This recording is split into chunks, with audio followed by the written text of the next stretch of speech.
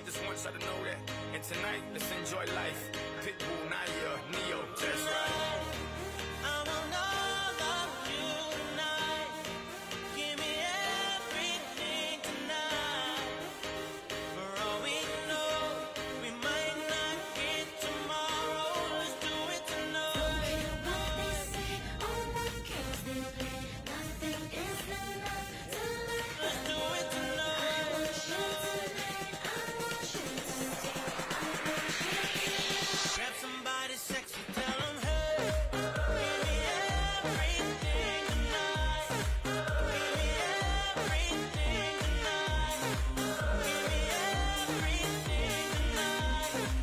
Give me everything. Put your hands to the night, cause tomorrow I'm also due battle, perform for a princess. But tonight, I can make you my queen and make love to you endless. It's insane the way the name growing, money keep flowing. Hustlers moving silent, so I'm tiptoeing. So keep blowing, I got it locked up like Lindsay Lohan. Put it on my life, baby. I make it feel right, baby. Can't promise tomorrow, but I promise tonight. Excuse me, and I might drink a little more than I should tonight. And I might take you home with me if I could tonight. And baby, I'ma make you feel so good tonight. Cause we might not get tomorrow. Tonight, I want all of you tonight. Give me everything tonight.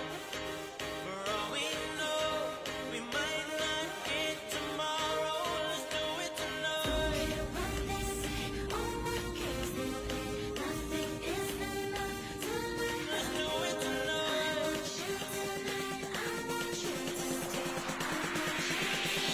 Grab somebody sexy, tell them hey. Give me everything tonight. Give me everything tonight. Give me everything tonight. Give me everything. Reach for the stars, and if you don't grab them, at least I'm on top of the world. Think about it, cause if you slip, I'm gonna fall on top of your girl. When I'm involved with this deeper than the Masons, baby, baby, and it ain't no secret. My family's from Cuba, but I'm an American. I don't get money like secrets. Put it on my life, baby. I make it feel right, baby. Can't promise tomorrow, but I promise tonight. Excuse me, and I might drink a little more than I should tonight. And I might take you home with me if I could tonight. And baby, I'ma make you feel so good tonight. Cause we might not get tomorrow. Tonight, I want all of you tonight. Give me everything tonight. For all we know, we might not get tomorrow. Let's do it tonight. What they say, all the games they play, nothing is enough tonight. Let's do it I tonight. want you tonight. I want you to stay. I want you tonight. Grab somebody sexy, tell them hey. Give me everything tonight. Give me everything tonight. Give me everything tonight. Give me everything tonight. And I might drink a little more than I should tonight. And I might take you home with me if I could tonight. And baby, I'ma make you feel so good tonight. Cause we might not get tomorrow.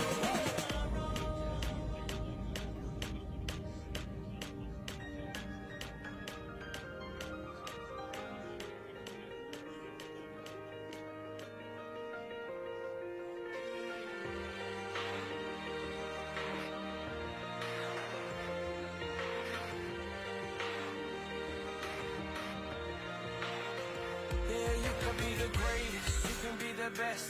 You can be the King Kong banging on your chest. You could beat the world, you could beat the war. You could talk to God, go banging on his door. You can throw your hands up, you can beat the clock. You can move a mountain, you can break rocks.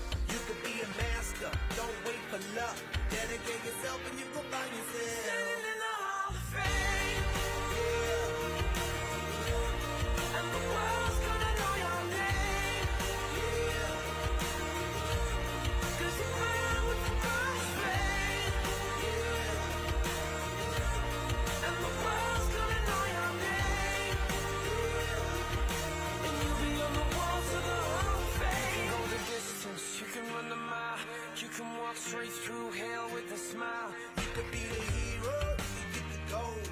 Taking over records they thought never could be broke. Yeah, do it for your people, do it for your pride. And you ever gonna know if you never even try?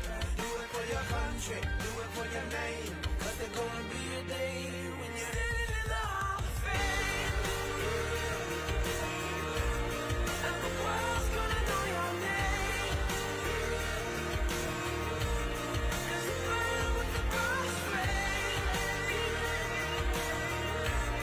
and the world's gonna know your name. And you'll be on the walls of the Hall of Fame. Be a champion, be a champion, be a champion, be a champion of the Hall of Fame. Be students, be teachers, be politicians, be preachers. Yeah. Be believers, be leaders, be astronauts, be champions, be truth seekers. Be students, be teachers, be politicians, be preachers. Yeah. Be believers, be leaders, be astronauts, be champions. Standing in the Hall of Fame, and the world's gonna know your name. 'Cause you burn with the first flame, and the world's gonna know your name. You'll be on the walls of the Hall of Fame. Be a champion, you can be the best. You can be a champion, hanging on your chest. You can be a champion, beat the world. You can be a champion, hanging on the wall. You can be a champion, you can beat the clock. You can be a champion, you can break rocks. You can be a champion, you can open up. Can it be a champion? You can stay. Much love drives a man insane. You broke my will, but what a thrill. Goodness gracious, great balls of fire. I let you love what I thought it was funny. You came along and woo, now honey, I've changed my mind. This love is fine. Goodness gracious, great balls of fire. Kisses, baby. Feels good. Hold me, baby. Well, I want to love you like I love you should. You're fine, so kind. Got to tell this world that you're mine, mine, mine, mine. I chew my nails down and I twiddle my thumb. I'm real nervous, but it sure is fun. Come on, baby. It drives me crazy. It's just great balls of fire.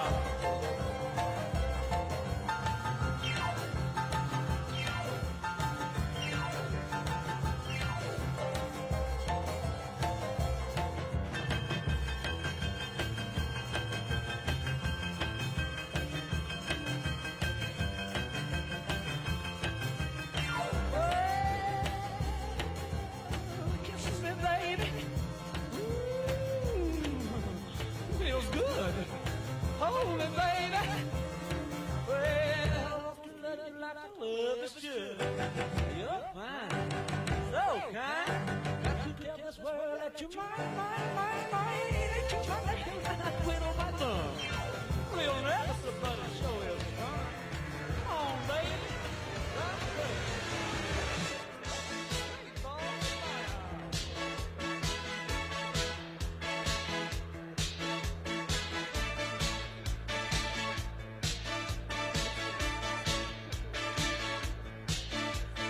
Gloria, you're always on the run now.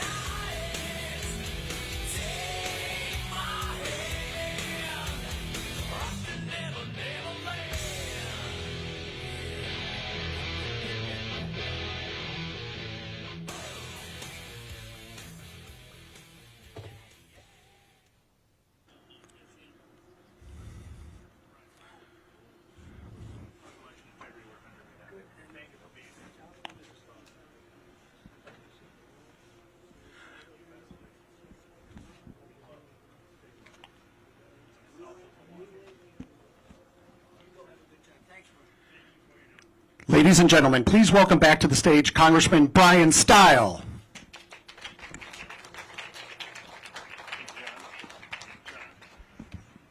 Are you excited President Donald Trump's in Wisconsin?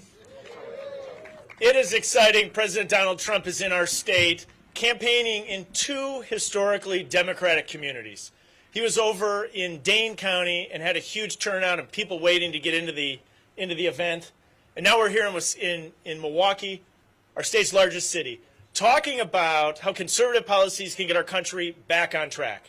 So many people have suffered under 4 years of the Biden-Harris administration, in particular in our state's bluest city. And when we think about the impact that the broken border is having here in Milwaukee and is having in Dane County, flowing fentanyl in, people that don't feel safe in their communities, when we think about the impact that inflation has had in our nation's bluest communities and our state's bluest communities here in Dane County and in the city of Milwaukee, where people can't afford the things that they need, and we think about the opportunity to give children a choice to choose the school that's best for them, to give moms and dads an opportunity to choose the school that's best for their child. And we know as conservatives, as Republicans, as Trump supporters, we have an opportunity to go and earn every vote across our state. Let me tell you, I think it's a huge opportunity to make sure we win the state of Wisconsin for President Donald Trump. I now want to introduce my good friend. President Donald Trump's really good at identifying strong leaders. And there's nobody stronger than Governor Tommy Thompson. Governor Tommy Thompson led our state and was the pioneer of school choice. Please join me in giving a big welcome to our Governor, Tommy Thompson.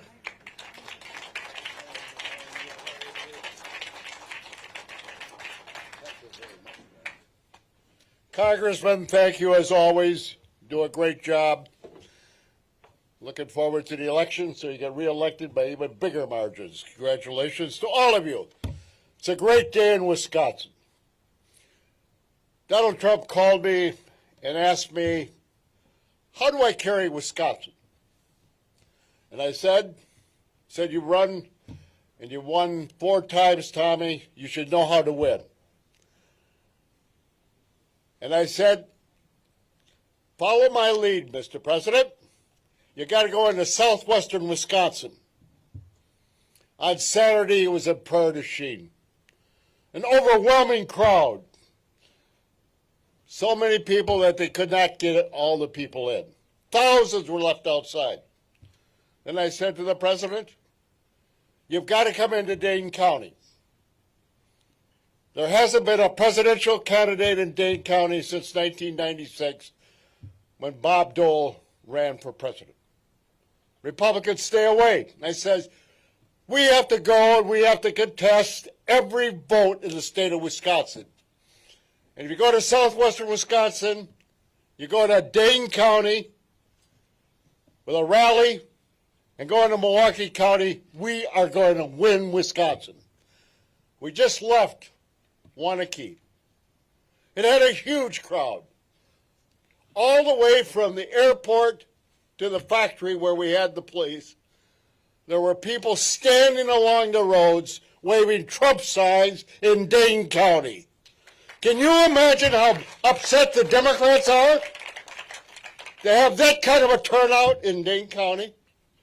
Thousands of people were flying the American flag, yelling Trump, Trump, Trump.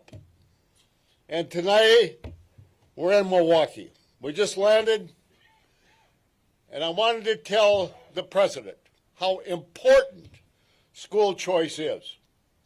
It gives people hope. It gives them a chance. It gives them the ability to get a good education.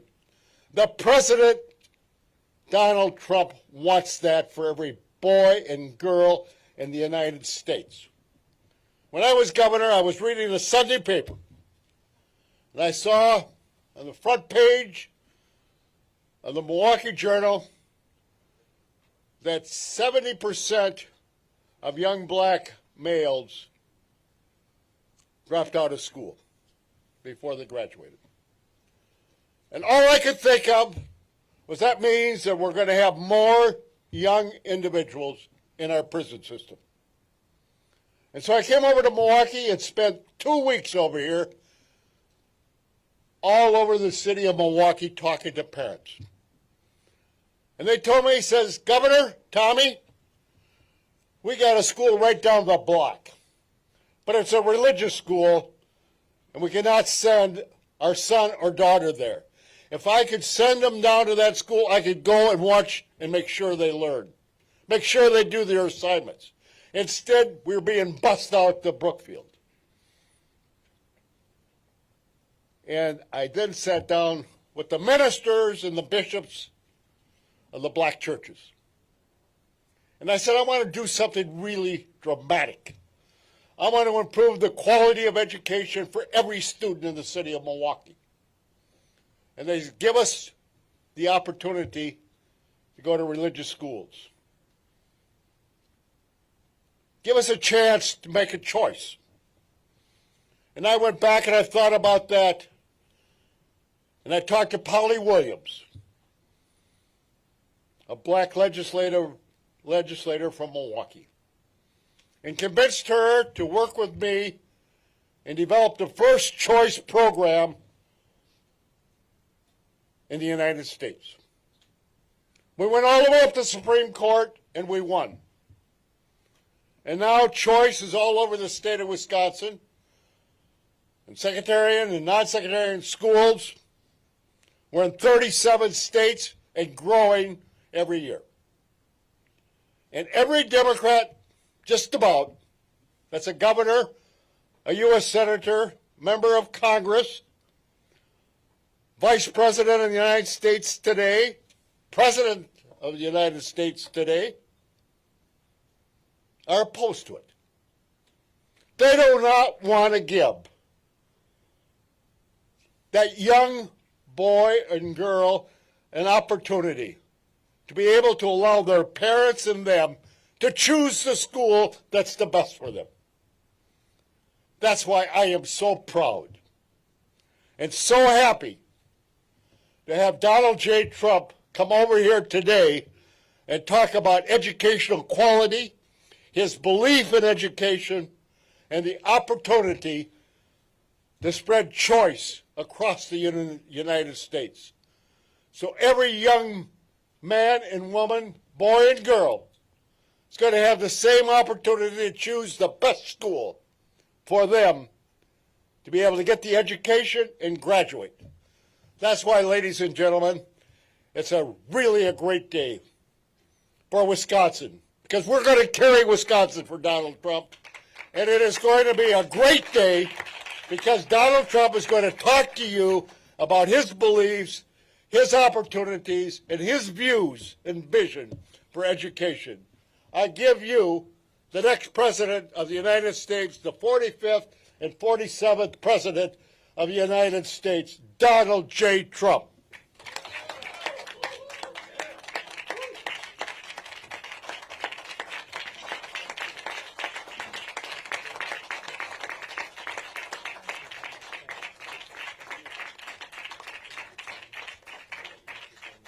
Thank you, everybody. Thank you.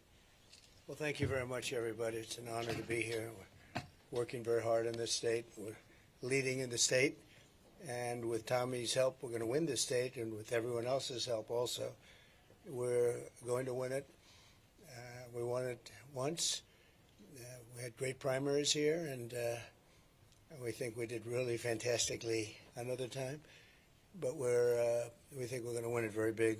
Tremendous enthusiasm. We've never had the enthusiasm that we have right now. So I just want to thank Governor Thompson, and thanks as well to Congressman Brian Stile. Thank you very much, Brian, for the job. Appreciate it. And everyone else for being here today. It's a very impressive looking group of media. This is largely a press conference. This is a big press conference. I was surprised they got that much hand. I don't know, were they clapping? Because that was very impressive. No, I was impressed, actually. But no, a lot of respect. We have to be together. Before we begin, I want to send our love to the millions of people who are still suffering from the aftermath of Hurricane Helene. Yesterday I was in Georgia to survey the terrible damage from the storm. It was terrible. And Georgia was hit very, very hard. They're doing a great job. Governor's doing a great job. Everybody, they're all working together. And we helped them out a little bit.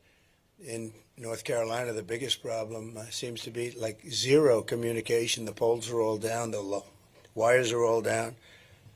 And they asked me whether or not I could help with Starlink. It's another genius concept of Elon Musk. And I called Elon, and they were having a hard time getting it. It's a hot thing. And Elon immediately got involved. And we have the most incredible that they did in one day. They got tremendous communication. They went from literally no communication to tremendous. So I want to thank Elon Musk for what he's done in North Carolina. A little bit help in Georgia too. We had some areas that had a hard time with communication. He hooked it up to the satellites, which he feels very confident in doing. He likes satellites, he likes rocket ships, satellites, and there's nobody better. He's something. He's a piece of work, I'll tell you. But he had it done in about 15 seconds. He said, look, it goes right up to the satellite. It's already back down. And they had so much, they had such great communication so rapidly. It's incredible, actually. And the situation in western North Carolina is very catastrophic, very bad. And they don't even realize the extent of it yet. A lot of people are missing. But we're going to be working with them, with North Carolina. Great people, great state.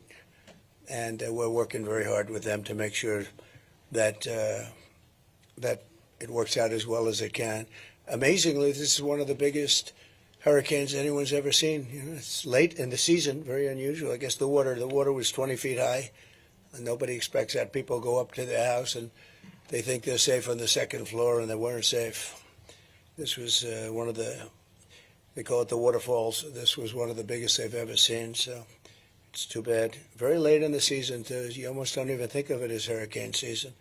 Our hearts break for every family that has lost a home, and they've lost so much. They've lost everything in many cases. A lot of people don't have insurance, and we have to come together as neighbors and friends and fellow citizens to support those in need, and there's a lot of those in need right now. Unfortunately, I look forward to being back in North Carolina and Georgia very soon, and also Tennessee and Alabama. We had some big damage, but North Carolina was really hit.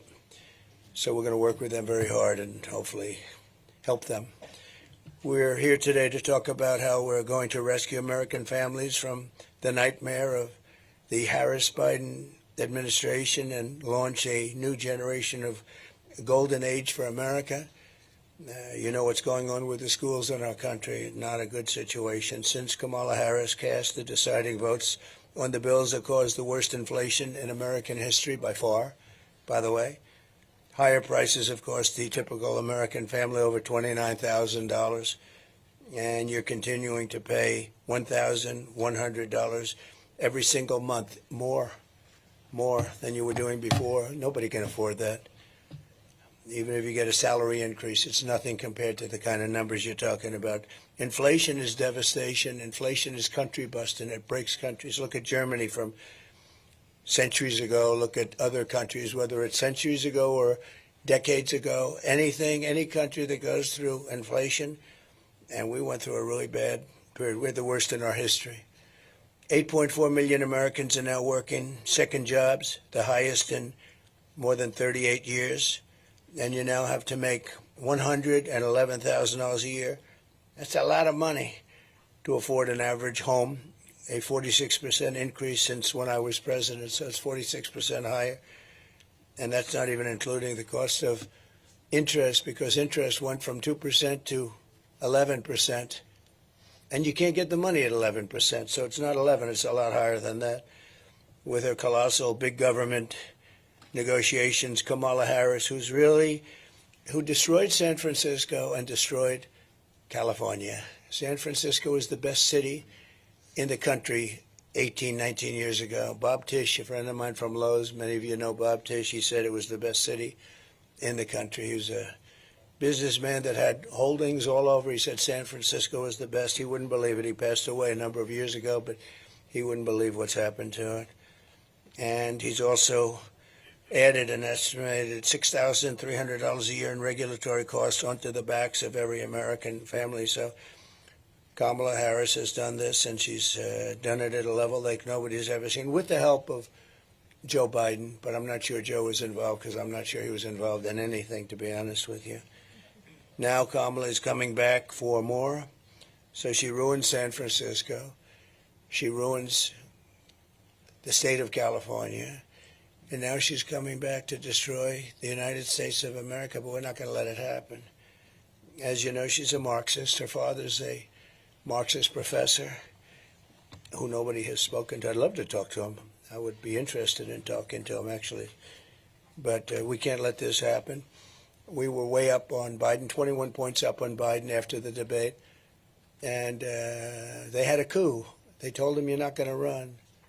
And he's not a happy man. He's pretending he's happy, but they took him out. He had 14 million votes. She had no votes.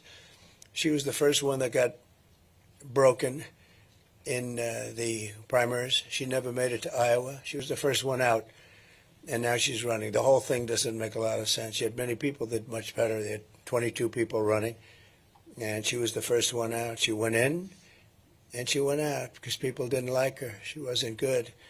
And now she's the one that's representing the party, and the press gives her a free pass.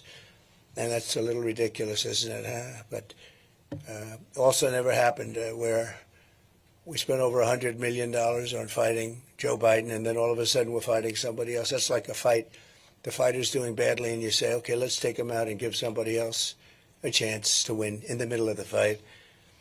So Kamala's plan is projected to raise the typical family's taxes by $2,600. And the tax queen, you know, they called her the tax queen in California because she liked taxes. I've never seen anyone win a race where they raise taxes all the time, but she liked taxes. This is definitely a unique election anyway. The tax queen also wants the largest small business tax hike in history and a 33% tax hike on American small businesses, which will send consumer prices skyrocketing. You think they're bad now. If Kamala gets 4 more years, she will crush family budgets with crippling energy costs thanks to her Green New Scam. The Green New Scam is one of the greatest, most difficult things to be watching. The real number they want is $93 trillion. They want buildings taken down and new buildings built without windows because it's more efficient. Let's do that. Let's just tell people you have a beautiful apartment, but you don't have any windows. It's one of the great scams. But, you know, the amazing thing is that nobody talks about it anymore. They're not talking about the Green New Deal anymore. They're not talking about environmental anymore. They're not talking about the oceans will rise by 1/16 of an inch over the next 400 years. They don't talk about it anymore. Something's happened. I don't know what it is. I think maybe it's not selling too well anymore. They call it now climate change because global warming wasn't working because the planet's actually gotten a little bit cooler recently. But climate change covers everything. It can rain, it can be dry, it can be hot, it can be cold. Climate change, everything is. Look, and I believe I really am an environmentalist. I've gotten environmental awards, but I want clean, beautiful air and clean, beautiful water. That's all, crystal clean water. And we want clean air. And, you know, during the last 2 years of my administration, we had the best on record. And we had a lot of drill, baby drill. We had a lot of drilling, but we had the best on record. My plan will cut energy prices in half. Within 12 months, we're going to have energy prices for businesses, but in my opinion, maybe even more importantly for the average household, I said by 12 months from January 20th, which is the day we go into office, I hope we have a country left because what's going on now is very dangerous. I've been talking about World War III. What's going on now between Russia, Ukraine, and the Middle East blowing up all over the place. It's a very dangerous time, most dangerous time since the end of World War II, without even question. But my plan will cut energy prices in half. I'm going to knock it out 50%, all. This is for families and businesses and everything. And with the artificial intelligence, as you know, and shocking. But you need more energy to make that competitive with China and some others, but primarily China. They're going wild now. They're building tremendous electric capacity, as you know. But you need more electricity. They have to create tremendous amounts of electricity in order to compete, and more than we have right now for the whole country. So you have to more than double up what we have right now to be competitive. And we'll be able to do that. I'll be able to do that. They won't be able to do it. You have to make sure your environmental impact statements get approved very quickly. Otherwise, you'll never be able to compete. They don't do environmental impact statements in China, to the best of my knowledge. They have one man say, yeah, you can build it, and that's the end of that. That was the environmental impact statement. We have to go through sometimes years of things, but all of that's going to be rapidly expedited. It's going to save you thousands of dollars on gasoline and home heating and air conditioning and electricity. We're going to be down for the entire energy package. You will be down by a minimum of 50% 1 year after January 20th. Nobody else will say that, but I can do that because we have more liquid gold under our feet than any other country. And I know how to use it. We had it going so well, and now we're buying oil from Venezuela and lots of other places that we shouldn't be buying. I call it Venezuelan tar because essentially it's tar. You know, they have the places that they hone it and develop it is right in the middle of Houston, right in the middle of Houston. We have a refinery that only does that oil. It's the only one in the world that does that oil because it's not oil, it's tar.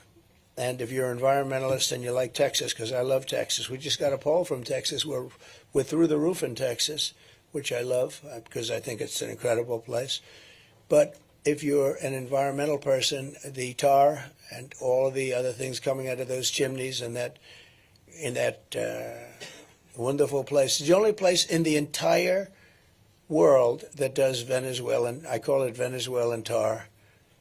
But there's no reason for us to be doing it because we have more oil and gas. We have more, I say liquid gold, I think it's the best expression. We have more liquid gold than Russia, Saudi Arabia, any other country in the world, and we don't even use it. And ours is pure. Perhaps worst of all, Kamala's mass migrant invasion will destroy our economy, importing tens of millions of, think of it, more illegal aliens than we've ever even thought about taking in. And for me to watch her the other night standing up at a television set saying, with a news conference saying how she's going to all of a sudden get involved at the border. Well, she was the border czar. She did a horrible job.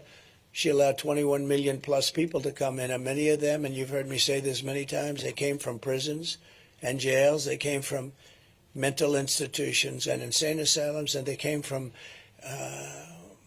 terrorist camps where they trained them to come into the United States, and they come into the United States, many, many terrorists. We have more terrorists come into the United States in the last 3 years than we have had in the last 30 years. And these are the real terrorists. These are the real ones. We have no idea who they are. They let them come in, just open borders, just the dumbest thing I've ever seen, other than if you're trying to sign them up to vote, which is what they're trying to do. Kamala grants them all amnesty, and she's promised that it will obliterate. She promised them that they're going into Medicare and Social Security. And if they go into Medicare and Social Security, then she's going to kill Medicare and Social Security. And we're not going to let her do that. And I didn't let anything happen to either of them during my 4 years. We didn't raise the age for Social Security. They're going to end up raising it by 6 or 7 years. If they get in. With 4 more years of Kamala, you'll have a 1929 style depression. That's sort of the ultimate depression. 1929 was the worst. You don't get worse than that. And it took 25 years to recover, frankly. You know, people say, oh, we recovered with Roosevelt. No, it took 25 years to recover from it. And it was tremendous pain and suffering. And that's going to happen again. And I've been very good at predicting things. The hat says Trump was right about everything. And it wasn't even my hat. I didn't even do it. But Somebody made a lot of money. Trump was right about everything. But when I win, the next Trump economic boom begins the moment the polls close in Wisconsin on November 5th.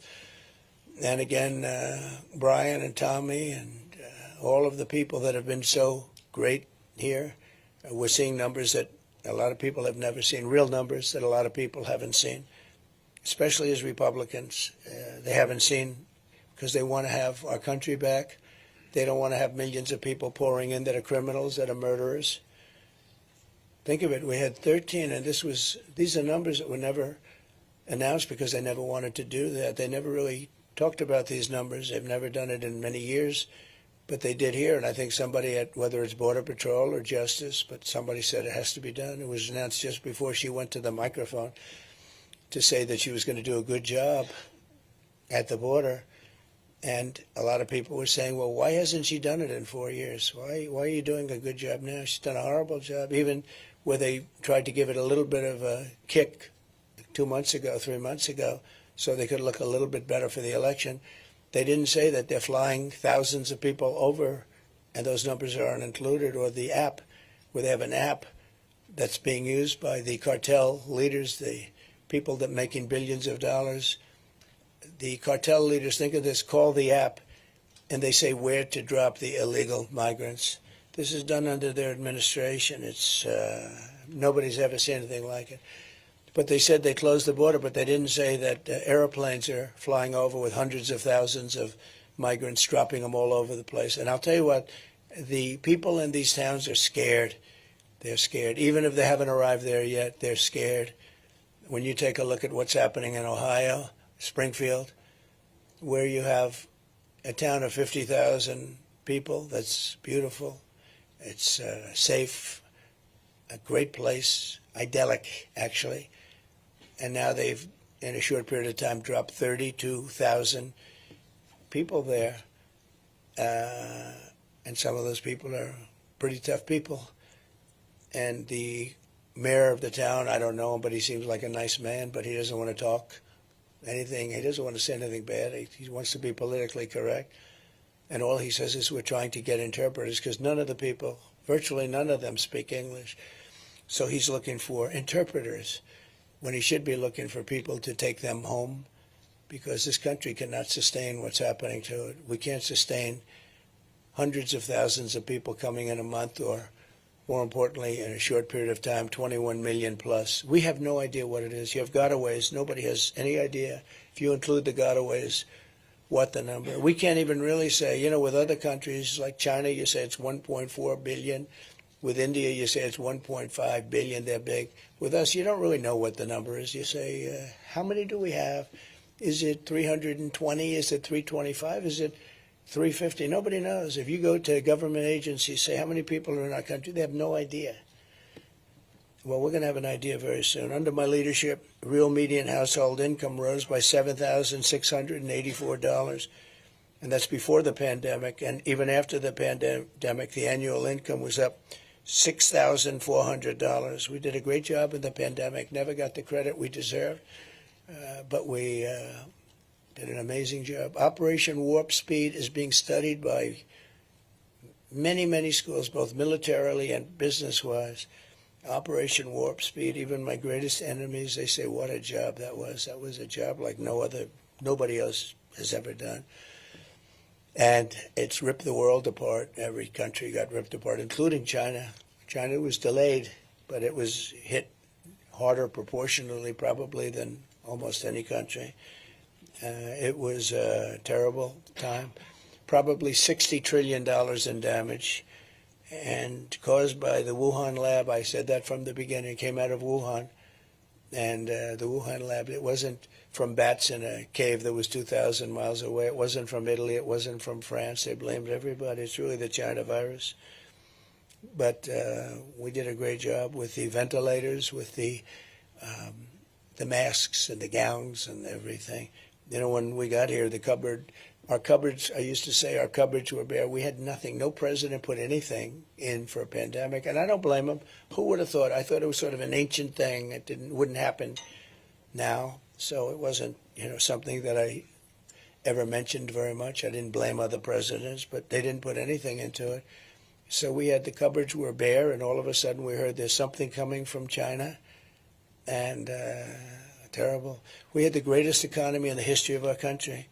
We gave you the biggest tax cuts in the history of our country and the biggest regulation cuts by far in the biggest, all by far in the history of our country, and rebuilt our military, but a lot of that, not relatively speaking maybe, but a big chunk went to Afghanistan, where they're one of the biggest sellers of military equipment now in the world. And what I say is the most embarrassing moment in the history of the United States, that we took the soldiers out first. You're supposed to take the soldiers out last. A child would know that. I brought a child up to the dais once, and I gave him the facts in front of a very big crowd of maybe 10,000 people, maybe more. I gave him the facts. I said, so would you take the military out first or last? He said, I take the military out last, sir. He was 5 years old. I said, how old are you? He said, 5. A lot of you saw that. As president, I will deliver gigantic tax cuts for working families, and we will have no tax on tips, no tax on overtime, and no tax on Social Security benefits for our seniors. And that's a very big thing, but especially the last one for our seniors, because they've been decimated. Young people have too, but they've been decimated, seniors, on their fixed incomes. But nobody's ever been hurt more, nobody has been hurt more than seniors with respect to inflation. Inflation has just absolutely destroyed seniors. So I'm giving them no tax on Social Security benefits, and that'll make up for some of it. This was all created by Biden and Harris, although nobody knows, when I say Harris, nobody knows who I'm talking about. So Kamala. And while working Americans catch up, we're going to put a temporary cap on credit card interest rates of 10%, because those rates are going up to 22, 24, 26%. And it's not sustainable. It's not fair. So it'll be temporary, but we have to help people. They can't pay those rates. We're going to unleash American energy, drive the prices way down. We're going to stop the people from pouring into our border. We're going to have a mass deportation of criminals. We have to get the criminals out of our country. They're not going to help us. Again, you had 13,000, more than 13,000, to be exact, 13,099. And these are murderers. These are murderers that have murdered in many cases, about 30% of the cases, more than one person. And in some cases, more than 5 people. These are real murderers. These make our bad people look like innocent people. I know a lot of the talk from the radical left people was, well, these immigrants don't commit crime. No, these people are among the worst in the world. They come from the Congo in Africa. Many people from the Congo. I don't know what that is, but they come out of jails in the Congo. You know, they're letting their jail population come into the United States. Their jails are being emptied into the United States. Their gang members are being taken out of Caracas, Venezuela, and lots of other places, which was a rough city, rough, very dangerous city. And they're being delivered into the United States, their gang members. And these are tough gang members. You see what's happening in Aurora, in Colorado. The mayor is petrified. He doesn't, I mean, he's petrified, but the governor is a mess. He doesn't know what the hell. He's a Democrat liberal, and they're taking over real estate, lots of real estate. The governor doesn't know what to do. And, you know, they want to be politically correct. They don't want to say anything. They're so afraid of saying anything and offending anybody. They have to go in. They have to get them out. But when you look at what's happened in Aurora in Colorado, it's incredible. And Springfield is unbelievable. Again, a beautiful community, and now almost immediately 32,000 more people. And these are people that have had a rough life too. They're tough. Some of them are real tough, but they've had a rough life. It's not sustainable. It's not sustainable. People in Springfield are moving out. They have to move out. They're not going to be able to live there. I'm going to appoint Elon Musk, who's a fantastic guy, to lead a government efficiency commission tasked with saving trillions of dollars in fraud, waste, and abuse, and driving down inflation and driving down costs. We have tremendous fat. I mean, just one example. When I came in, I was asked by Boeing to sign a contract for the purchase of a new Air Force One, and which is actually two planes. A lot of people don't know it. In a way, it's four planes because it's sort of Air Force One becomes the plane that the president uses. And I was asked to do it, and I was able to cut $1.6 billion off the deal without any changes, except I was giving it a better looking paint job. And we ordered new ones, because we have Air Force One is 32 years old, two planes, 32 years old. And you'd come and you'd land it next to some of these planes from Saudi Arabia and a lot of other places, United Arab Emirates is a beauty. But you'd land the plane, and the plane looked awfully shabby. It was time, 32 years old, so I got new ones. But I came in, and they asked me to sign a $5.6 or $5.7 billion contract. Now, they're very special planes, because it's like, people hear billions for airplanes, but they're very special. I can't even say you why, but I can't tell you that. I'm not supposed to. But they are very expensive but incredible planes from Boeing. And I said, I'm not going to sign it. It's too much. And Boeing came back, and they cut $400 million off just by my saying that. And I said, nope, it's too high. It has to have a 3 in the front of it. It has to have a 3. Because this was a 5, right? 5.6, 5.7 billion. I said, nope, it's too high. And they called back a week later, and they took another $250 million off. So I got $650 million with like about 2 minutes of conversation. I said, no, I'm not doing it. It has to have a 3. And this went on for about a month, and I sort of forgot about it. I said, look, forget it. Well, let's not do it. And lo and behold, about 4 months later, I get a call from Dennis. This was prior to the horrible accidents, the 2 accidents that really hurt Boeing. I mean, it was the greatest company in the world. I think it was thought of as the greatest company in the world, and now it's not considered that. They went down a long way, but this was when it was prime time, Boeing prime time, at the beginning of my term. And they said, here's the story, sir. We thought we had a deal at $5.7 billion. We'll do it for $3,999,999.99. 1 penny less than 4. I said, you had a deal. So I saved about $1.6 billion. Same exact plane, nothing different. It's not like, oh, gee, we have cheaper engines, or we have no generation system, or the wings are smaller, or lots of things that you can do to cheapen it up. No, the exact same plane, except we had a much better paint job. And we saved $1.6 billion, and it took me like 3 months.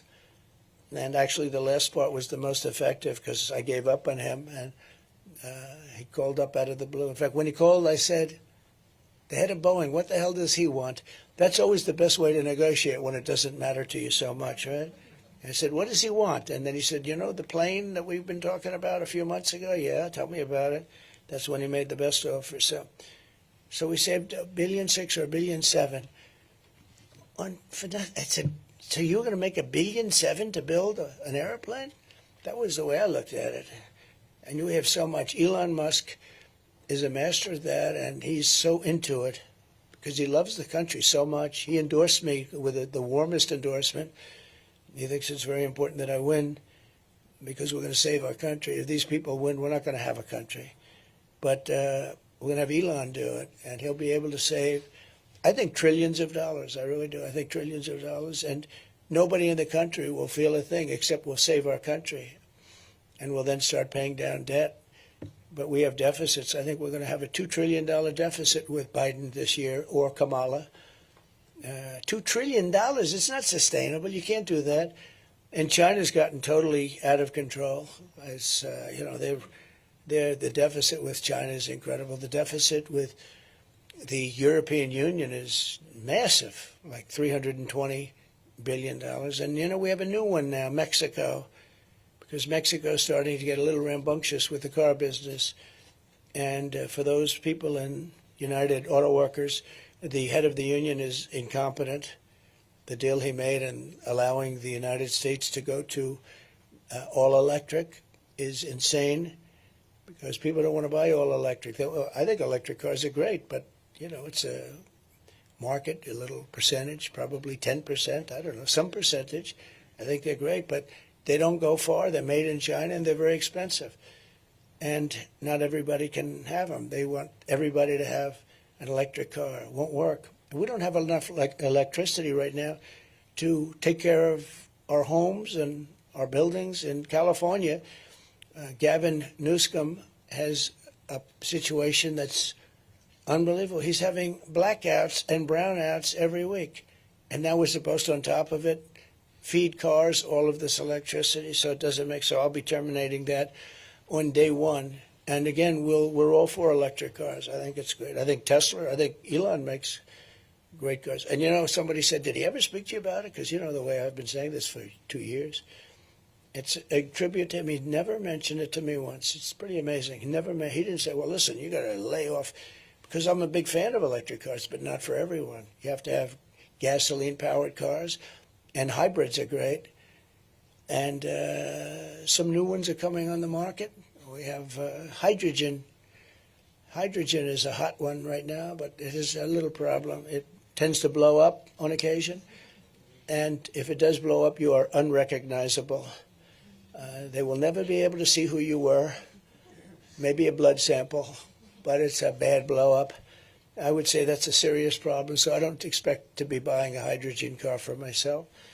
But a lot of great things are in the marketplace because we're here in Wisconsin with the great Governor Thompson. He's a great man. He's a great politician, one of the most popular, I think the most popular politician in the history of the state. And it's an honor that he even does this. I mean, he just feels he's a little like Elon in that sense. He feels it's so important. But one of the founding fathers of school choice, I didn't even know that until a couple of days ago. But he's a big school choice. A lot of people are. I got lots of calls. I even got a call from Rupert Murdoch, who I have a lot of respect for. And he said, school choice, you have to go with school choice. That was just today. I said, I didn't know he was so into school choice, but he feels very strongly about it. He's a good man, too. I also want to talk about another way that we can help the American family supporting school choice for every child. And, you know, you have to do the school choice thing because right now we are just about at the bottom of every list, and yet we're number one on every list of cost per pupil.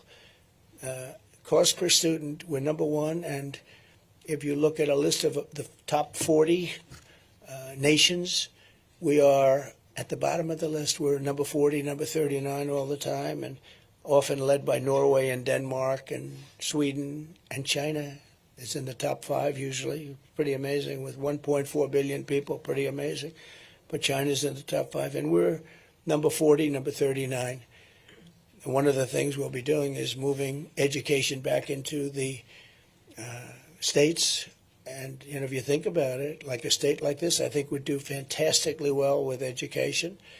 I think that a state like Iowa and Idaho and Indiana, I think you'd end up, I was looking at them the other night, just from common sense, you know, with a party of common sense.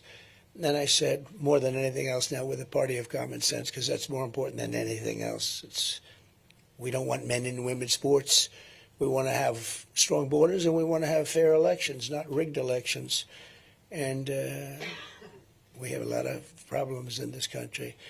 But if you take a look at all of it, everything that we're doing, every single thing that we're doing is based on structure and common sense. I was looking at the various states, and I think 35 states could be the equivalent of Norway and Denmark. If you think about it, they'd run great. I mean, I think Iowa would do great. I think Idaho would do great. I mean, these are states that have no debt. They have low taxes. They've done great. And then you have the same, you know, you have a guy like Gavin wouldn't do very well, I don't think, with it. He signed a thing yesterday. Somebody told me, I haven't, it's not confirmed, but he signed a document yesterday that said you're not allowed to ask a voter for ID, identification, and if you do, it's like a crime.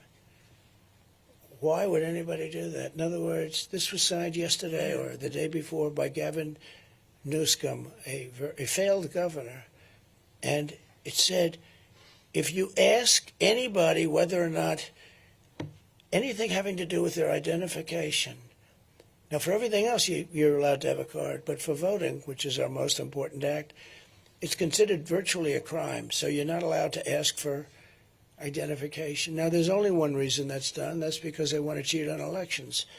When you have something like that where there will be no asking, it's not a question of having voter ID, it's a question you're not even allowed to ask. And if you ask, it's a crime. That's only because of the fact that they want to cheat on elections. And we can be nice and we can be politically incorrect, but the only thing they're going to do there is cheat on elections. And we just can't let this happen. The city of Milwaukee is the home of first and oldest choice program. You have the school choice program in Milwaukee is the oldest in the whole nation. In Milwaukee, which has been run by Democrats for over half a century, it's incredible. Families are faced with one of the worst public school systems in the entire country, considered pretty much the worst, but there are some others that are right there with you, I guarantee you that. Only 16% of Milwaukee public school students are reading at grade level, and only 10% can do math at grade level. So you're talking about 16% and 10% can basically read or do math. School choice gives Milwaukee children a lifeline to a better education. 8th grade students in Milwaukee and in Milwaukee schools, choice programs are more than twice as likely to be proficient or advanced in math. And that's good, but you know, when you say we're going to double up from 16% or double up from 10%, it's not really great, is it? And we're going to outsource and outscore other public school districts. So they want to start off by competing against certain public school districts, and I guess that's a good place to start. But it's they got to straighten out the schools in this country. Schools are really bad. And I think we're going to be able to do that. I think we're going to be able to do a lot of it. But if they're run by the state and run by like the parents, because in Washington, you know, half of the buildings, such a large number, every building you pass in Washington says Department of Education. You're going to have a lot of it like vacant space. Now we can have somebody else maybe move in. But these schools, it's massive. It's massive. I figure we'll have like one person plus a secretary. You'll have a secretary and a secretary. We'll have one person plus a secretary, and all the person has to do is, are you teaching English? Are you teaching arithmetic? What are you doing? Reading, writing, and arithmetic. And are you not teaching woke? Not teaching woke is a very big factor. But we'll have a very small staff. We can occupy that staff right in this room, actually. I think this room is too large. And all they're going to do is they're going to see that the basics are taken care of. You know, we don't want to have somebody get crazy and start teaching a language that we don't want them to teach.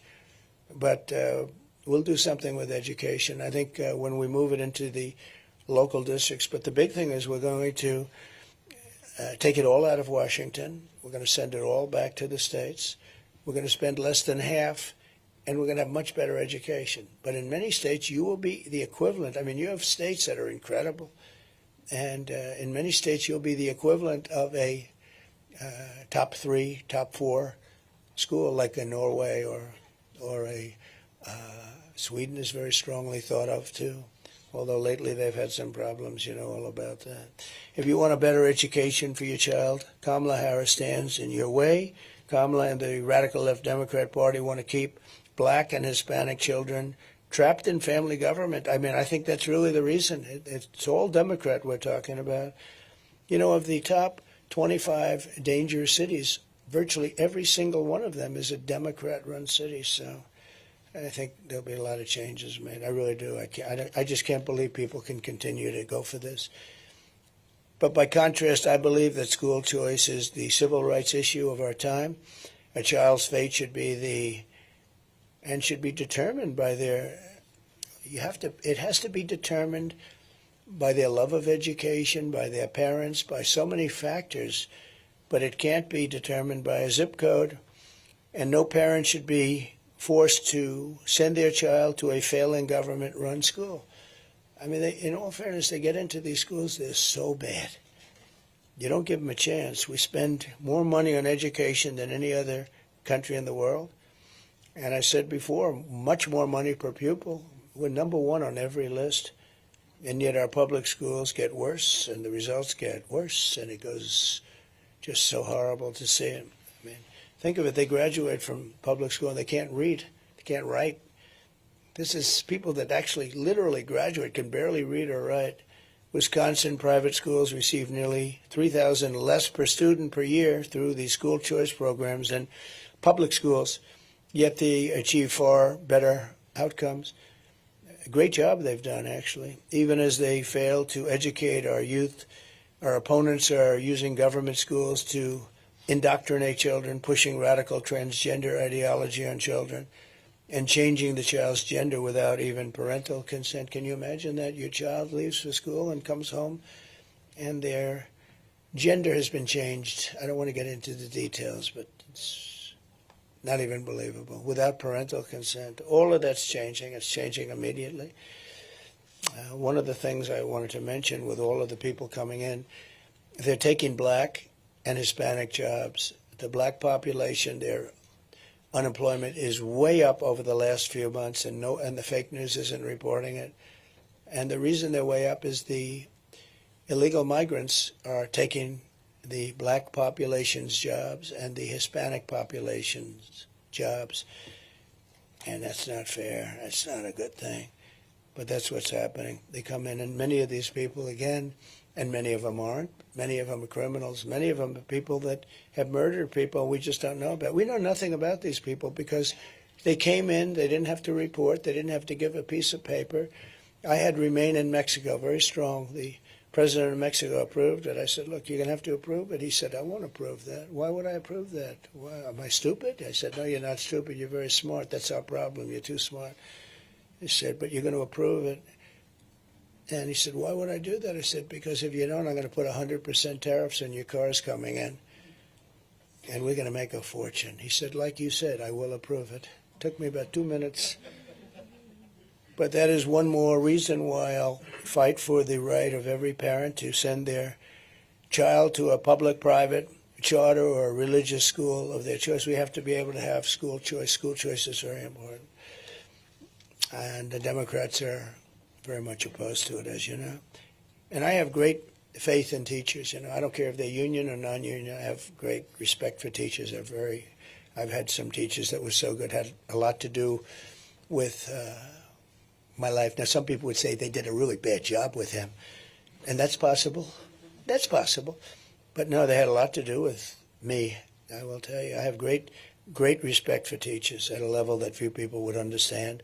We want federal education dollars to follow the student rather than propping up a bloated and radical bureaucracy in Washington, D.C., which is what we're doing now ultimately.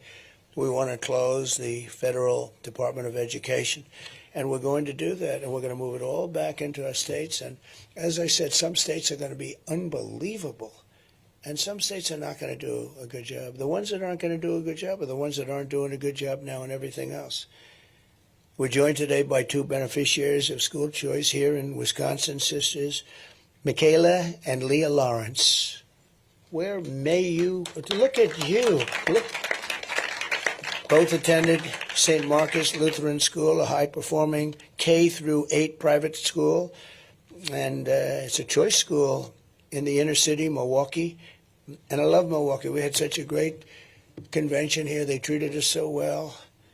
I also like the result. If I didn't get the right result, I probably wouldn't like Milwaukee. I got a great result, but it was beautiful. The building was beautiful.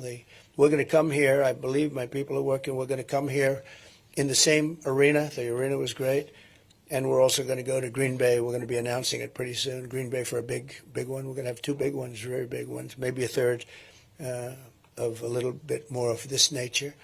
But we're going to do your basketball arena. We're all sort of set, and we're going to do Green Bay. We'll do it the day before the game as opposed to the day of the game. But Michaela graduated with honors from high school in May and is going to school for dental hygiene. And Leah is now a senior in high school, a wrestler, wow, at Wisconsin Lutheran, who went to the state finals twice, wow, and is currently scouting engineering schools across the country. She's looking at a really great engineering school. So Leah and Michaela, if you could come up, I'd love you to say a few words, please. Thank you.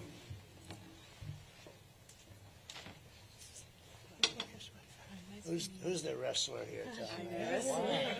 I'm not going to mess with her. That's good, please. All right. Well, my name is Michaela Lawrence, as you already know. Just first want to come up here and thank everyone for the opportunity for me speaking.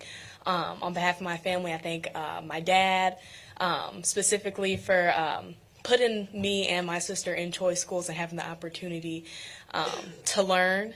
Personally, going to the high school I went to, Luther Preparatory, really learned about Christ-like behavior and how to show that in the outside world. And a person like me going to college now, you get to the outside world and it's like, wow, a lot of these people really need Jesus. But I'm thankful for that opportunity. I'm thankful for President Donald Trump, too, someone who supports that opportunity that I got from grade school to high school, learning about Christ and having the choice to really have an opportunity to get a good education and have a close relationship with all my friends and teachers. So thank you. That's so beautiful. Thank you very much. Oh, thank you. And my name is Leah. I'm the wrestler, by the way. And I'm so grateful again for getting the opportunity to come out here and speak on behalf of School Choice. This is an amazing program. I'm so thankful that Mr. President Trump, he is helping out with this program. He's doing so much for education, and education in Milwaukee especially is in dire need, especially right now. So I do want to personally thank Mr. Trump for helping us with this. Thank you. What's your record in wrestling? Well, that's pretty good. She's got a good record. You said, what's your record in wrestling? Thank you both. Beautiful job. Thank you, Don. How nice is that, huh? Very proud of you both. It's amazing. So thank you. And also with us is Tukara Bell, a mom of 3 whose family has been uplifted by School Choice. And so, Tukara, could you come up and say a few words, please? Come on up. It's very exciting.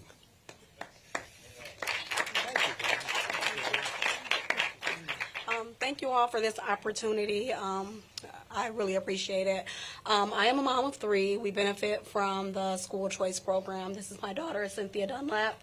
And School Choice, it gives us an opportunity to send my children to a school that aligns with my morals and my values, and while also giving my children a personalized educational experience. I greatly appreciate it, and they would not have these opportunities if it was not for student choice. Cindy, would you like to say something? Hi, I'm Cynthia. School Choice has given me so many opportunities that any other school could ever give me. I'm so thankful for School Choice, and I also have a gift for you, President. Wow. On behalf of Trinity Thank you very Lutheran much. of Christ Baptist. I'm going to wear it tonight. Nice. Thank you, darling. Very much. Thank you. That's really nice. Come on, you hold that for me. Don't take it from me. I want to keep. So again, universal school choice, very important. We're backing it all the way, 100%. And I want to thank everybody for being here. And there's a lot of media here, so if you'd like to ask a couple of questions, I think we'll do that. So go ahead, please. Brian? Mr.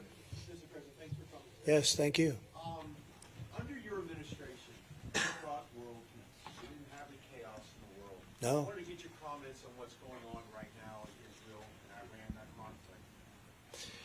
Brian, I think it's the most dangerous time we've had, certainly since the end of the Second World War. I think it could end up being a world war. You have two hot spots, and you'll probably have a third, maybe with Taiwan. But you have Ukraine and Russia, and that's out of control. I met with President Zelensky, and I got along very well with President Putin. I think I can get it solved, but we should get on it immediately. You have to.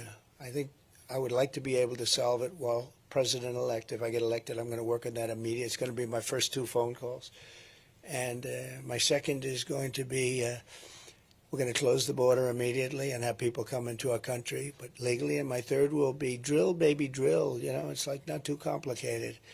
But that series of calls, I think is going to be very important. That war, millions of people are being killed. I don't think people recognize how many people are being killed. I don't think it's being properly reported. It's a horrible, horrible war. And then you see what's happening even today. You know, where is that going to stop? And, you know, you have to give Israel a lot of credit for being able to protect itself. You look at these forces, they shot down almost 200 rockets today. But this is not the way anybody should have to live. So we're going to obviously be very involved in the Middle East. This would have never happened. We did the Abraham Accords. I think everybody, including Iran, would have been in the Abraham Accords had I taken over as president. I think even Iran would have been in the Abraham Accords ultimately. It would have been great for everybody, and you would have had peace in the Middle East. We got 4 countries solved, and very respected countries, as you know. They were signed up. And then when Biden took over, they haven't signed one country. I would have had every country in the Middle East would have been signed up. The only question would be Iran, and I think they would have, you know, for certain reasons, I think they probably would have been there too. It would have been peace in the Middle East. Instead, this is just tearing it apart. This has really been bad. But they have to finish that process. However it turns out, they have to finish the process. This is a little bit like 2 kids fighting in the schoolyard. Sometimes you have to just sort of let it go a little bit, and we'll see what happens. But it's really caused by a lack of respect for the United States of America. This would have never happened. Israel would have never happened. October 7th never would have happened. Russia never would have invaded Ukraine. And for 4 years they didn't. They would have never invaded. We wouldn't have had inflation. We wouldn't have had, not the withdrawal, because we were withdrawing. We're the ones that got it ready to withdraw. But we wouldn't have had that horrible, most embarrassing day in the history of our country. And a lot of other good things would have happened. And right now we have a world in chaos. I always quote Viktor Orban because he's a very respected, tough guy. They say he's a tough guy. Well, I guess they're all sort of tough guys. But Viktor Orban said, if Trump comes back, you won't have any wars. You won't have any wars. And he's about as tough as they get. And he said it loud and clear. And he said why.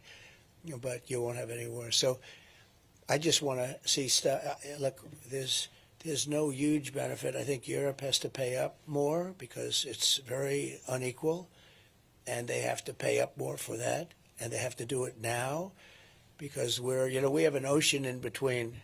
It's much more important to Europe than it is to us, but we want to see that war taken care of, and we certainly want to see peace in the Middle East as soon as it's possible. All right? Thank you very much. Yeah. Please. You met with President Zelensky last week.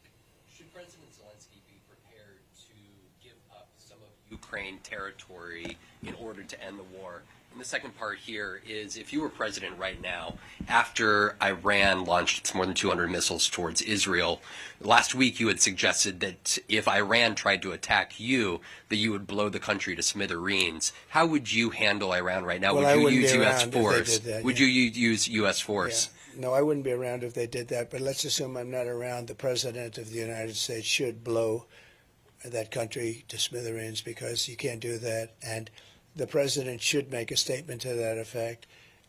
But as you know, I mean, you're in danger right now. You are in danger now because of them and their challenge to me. And the reason they did that is because I had them in a position where they would have made a deal. They had no money. There was no terrorism. There was no money for Hamas.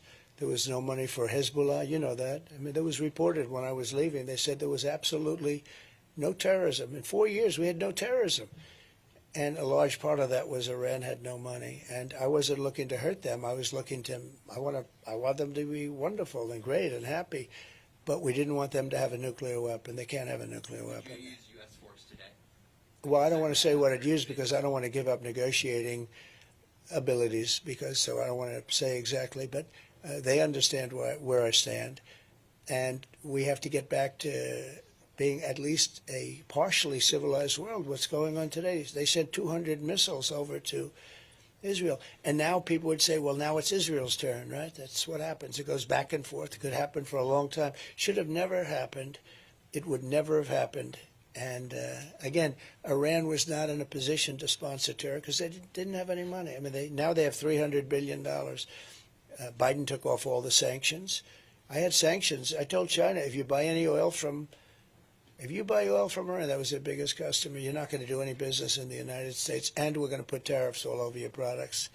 And they said, well, we're going to pass. And they didn't buy. And I said the same thing to other countries, and they didn't buy. And time went by, and all of a sudden they had no money. And they would have made a deal, and I would have made a good deal for them. I'm not looking to hurt them. I want them to be great. Let them be happy and good. But they can't have a nuclear weapon. And now they're very close to having one. And it's very dangerous for the world. Very dangerous for the world. I mean, the biggest problem today, in my opinion, the biggest risk is the nuclear weapons, the weaponry. It's so powerful today. And I know because I rebuilt the United States military. During my term, I rebuilt it. We had fighter jets that were 50 years old. And we have all F-35s, and we have great planes now. We have largely new. We gave a lot of it to Afghanistan, stupidly. New goggles. They had the newest goggles. They had the best goggles. They never fought at night because they couldn't see, but now they can fight at night. They have the goggles. They have the trucks that are armor plated. Think of the 70,000 trucks. 70,000. Go to the biggest used car lot in America, and they probably don't have more than 400 or 500 cars available at any one time. We have 70,000 trucks, many of them millions of dollars each, armor plated with the finest 4, 5, 6-inch armor on these trucks. And we gave it to them. And they sell the equipment. And they're one of the largest sellers of military equipment. They're selling the equipment that we gave them. Who would do that? Who would be so stupid to do that? Who would move the military out first? Because, they have American hostages. Most importantly, we lost 13 great soldiers. And of tremendous importance, we have many soldiers that lost their arms and their legs and were just obliterated because of stupid people. We should have left from Bagram, not that base. We had it all mapped out. And we had options. We had a lot of things they had to do, everything they had to do. And they weren't doing it. And we said, good, the deal's dead. And then they did it. We would have had that. It was perfect. It was a beautiful thing. It was going to go well. And they respected me. They respected me. Remember, we didn't have one soldier killed in 18 months in Afghanistan. The Taliban, that's their fighter. And I spoke to Abdul, the head of the Taliban, a couple of times. But I explained to him, you can't do that. You can't do that, Abdul. And from the time I spoke to him, we didn't have not one fighter killed, not one American soldier killed or even shot at for 18 months. And then I left, and we had these clowns take over, and it all blew up. It was not going to blow up. It was going to be good. One of the worst things they did is give up one of the largest air bases in the world, the largest runways, most powerful runways, very deep with concrete. You could land anything on them, meaning the weight. You could land any plane on a very, very long, I think like 18,000 feet. And to give that up, and the importance of it was in Afghanistan, the importance of Bagram, and very important, was it was 1 hour away from China where they make their nuclear weapons, right in that area. But 1 hour away from China. Forget about Afghanistan. We should have never been there. But we were 1 hour away from where China makes their nuclear weapons. And now, you know who occupies it? China. How about that? They left. So I was never going to, I was moving out. We were all set to move. I'm the one that got the soldiers down to that level. We had no problem. And we were going to move out. Soldiers would have moved out less. We would have taken the equipment. We would have done everything. I had no confidence in the Army, meaning in their Army, the people that they were giving us, because they were loyal to the other side. I always knew that. That's why you had so many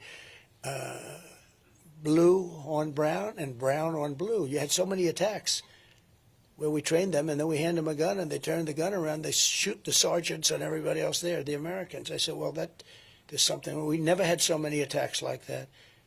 We trained them, and as soon as they get a gun that's loaded, they turn it and they shoot everybody. And I said, what the hell's going on over here? And they're tough fighters, too, but they weren't. The reason the reason they were even in there is because that they were the highest paid soldiers in the world. When Mattis would say, sir, they're fighting for their country, well, they weren't really fighting for their country, because otherwise you wouldn't have had so many, I call them turnarounds, where they turn around and shoot you. They weren't fighting. They was fighting because they were getting so much money as a soldier. It's a job where they were making a lot of money, but their loyalty wasn't to that group. And the head guy was a total thief. I knew that. I didn't get along with him at all. He left with bags of money in a helicopter, and there were bags of money at the end of the runway. How stupid can Americans be? The world doesn't respect us because we've made so many stupid moves. I mean, this guy left with bags of money. And I said he was no good for years. I said he was no good. I met with him a couple of times, fine. But that whole thing was collapsing.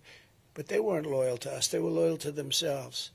Good fighters, great fighters, I'll tell you. Among the best. They were actually they could take a knife. They were like Rambos. It's like putting 1,000,000 Rambos. Good old Sylvester Stallone was my friend.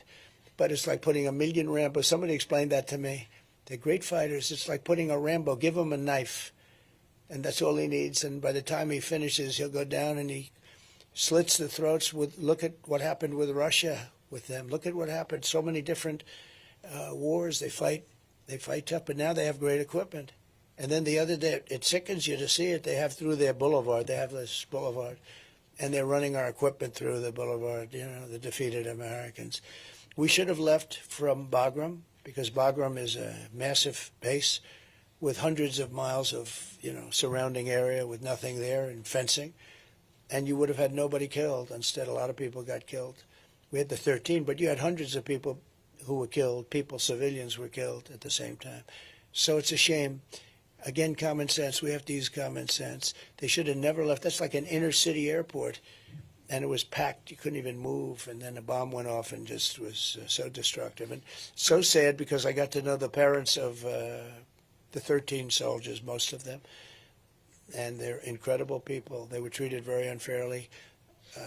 Biden never called them. Kamala never called them. And then on top of it all, in the debate, she said, we have no soldiers fighting at all. We have no soldiers. We have soldiers fighting. They were very inside. She had no idea. She has no idea what she's doing. And it's very sad. Okay. On Ukraine, did you urge Zelensky to be prepared to cede some of Ukraine territory? I didn't say anything because I think it's too soon. I listened. But I think a deal is there to be had. Absolutely. That's what I do. What I do is I make deals. Do you think that that's what a deal will have I think to that he will make a deal. And I think, look, it would have been a lot better before, because the cities now are all blown up. I mean, they're all blown up except for Kiev. You have the cities are those beautiful golden towers. They're ancient gold. They're all laying on their sides, smashed to smithereens, right? The cities are, many of them are just gone. Do you think they can still It would have been so great. Would have been so great. Number one, it wouldn't have happened. I wouldn't have had to make a deal. Putin never would have gone. I talked to him. It was the apple of his eye. I talked to him a lot about Ukraine. I mean, it was the apple of his eye. He said this used to be a part of the Soviet Union. It used to be a part of Russia. But he had a whole history going. It was something he would have never done it. He would have never done it with me there. I mean, I can't speak for the future. Probably would have done it. Eventually, he would have done it because he wanted it.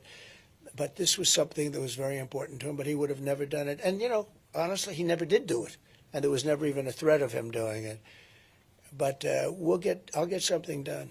I know both of them. I know both of them very well. Mr. President, you talked about early voting in Dane County today. I talked about what? Early voting in Dane County today. Nearly 500,000 Wisconsin voters have received their ballots already. Now they're returning them in the mail, ballot drop boxes. For you to win, I'm curious what you tell voters who are skeptical of that process after they've heard you talk about things like fraud or one-day voting. Well, I think people are going to watch the process a lot closer. Last time we had COVID, people couldn't even get out. You had no security in rooms. People were afraid to go. Even security people, you couldn't get security. It was a terrible thing that happened last time. If that didn't happen, we'd have a much different country today. You'd have a much different world today.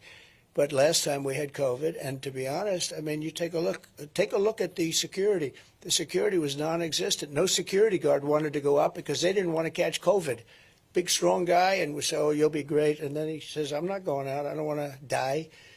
And it was a very sad thing. They did a lot of bad things, including not getting legislative approval for some of the things they did. But I think that people are watching this time. We have lots of lawyers watching, and we're doing it early rather than late. We're not going to do it after we're doing early. That's why you see the lawsuits filed. And we're going to try and say too big to rig. You know, we use the expression. As you get a lot, like Tommy Thompson was telling me, he's never seen such enthusiasm in this state, in Wisconsin. A lot of people have told me that, but they've told me that in other states too. And typically I poll, you know, we're leading. You saw the polls came out today, we're leading. But typically I poll very low. And then, in other words, people, it's a little, you know, I'm not sure it's the nicest. They say, look, we don't want to tell you, and then they vote for Trump, right? That's why the exit polls were so wrong on number one. They didn't want to say who they're voting for, and then the exit polls reflected that. And then at the end of the evening, I won. But all I want is a fair election, that's all. Just a fair, honest election. I hope we're going to get that. Do you trust the process this time around? Did I what? Do you trust the process this time around? I'll let you know in about 33 days. No, look, I'm in 33 days. Yeah, go ahead, please. Blue. Thank you. Thank you. First of all, do you think Israel should retaliate to these missile attacks from Iran? But also, do you believe that you should have been tougher on Iran after they had launched ballistic missiles in 2020 on U.S. forces in Iraq, leaving more than 100 U.S. soldiers injured? So, first of all, injured. What does injured mean? Injured means you mean because they had a headache, because the bombs never hit the fort. So just so you understand, there was nobody ever tougher in Iraq. They had no money with me. They would have made any deal with me. I would have had a deal made within, literally I would have had a deal made within 1 week after the election. They were dying to make a deal. And when you say not tough, they had no money. They had no money for Hamas. They had no money for Hezbollah. And when we hit them, they hit us. And they called us. And they said, we're going to shoot at your fort, but we're not going to hit it. And if you were a truthful reporter, which you're not, you would tell the following: none of those very accurate missiles hit our fort. They all hit outside. And there was nobody hurt other than the sound. It was loud. And some people said that hurt, and I accept that. But they told us that they were going to do this and that they weren't going to hurt. And they wanted us to know that because they didn't want us to retaliate. But I essentially bankrupted Iran. They had no money for, and it was a big story. There was no money for Hezbollah. There was no money for Hamas. There was no terrorists. We had no terror attacks. And I think I would have ultimately gotten along with, but there was nobody ever that was tougher on Iran than I was. I took their money away, and they behaved. And I will say, and I said it many times, what Biden should have done, he should have made a deal with them in that first week because they were dying. They had nothing. They were dying to do it. But they did just the opposite. They took all the sanctions off. I had the sanctions that were the toughest. It's like a lot of people say with Russia. Well, I was the one that ended the Nord Stream 2 pipeline. You know that. I think you admit that. I ended it. And then when Biden came in, he approved it. That was the biggest thing ever that Russia's ever done, was the biggest pipeline just about in the world, going to Germany and various places in Europe. And I ended it. And there was nobody tougher on Russia than I was. But with Iran, it's a very sad situation. But we could have made a deal with Iran, and all of this would have never happened. And the reason was I was the toughest by far. Nobody was ever tougher on Iran. But they did. They called us and they told us, we have to retaliate only in the sense that, and they, you know, I think people know this, we have to retaliate, but we're not going to hit anybody. Just keep your people inside the military base. And that's what happened. The rockets hit in all areas. And of the 18 rockets that were launched, 6 of them self-destructed, 12 of them approximately, 12 of them arrived. And when they arrived, very accurate rockets, missiles. And when they arrived, they missed the fort. But they had to do that. And I thought it was a very nice thing because they didn't want us to retaliate again. But I was the one that started that. Okay. Real quickly, on the economy, we've got this port strike that Yeah, that's a big deal. It's a big Look, Americans are already struggling with inflation under Kamala Harris.